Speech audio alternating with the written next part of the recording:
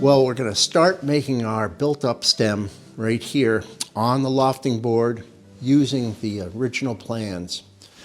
Everything on that plan is right there. It's just drawn in scale. So we've blown up the scale from the 1.5 inch to the foot scale here to the full-size scale right here. Now what we're doing is we're really creating a shopping list for every piece that we need.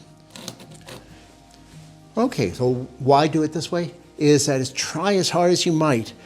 When you made this piece and this piece here, it probably is going to be a little bit different than what was on the drawing board. When you make your pattern where you trace the exact size of the fit right here, it's going to be exactly right. So we got this guy right here. We can then pull him out. And we extend those tabs out like this.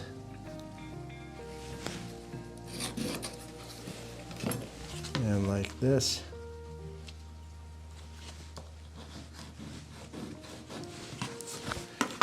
And then we can take this to the bandsaw and cut this guy out, and we know that it will fit. Just stay a little bit outside of your lines and tune it down to those lines. Yeah. So we're going to take the information that is on the lofting board, and we've carried the lines, you know, where the bolts are. We just sort of brought them out so we can match them. And come out this way, they come out this way. And we're going to put them onto the face of your stem. Right. But there's a way to do it.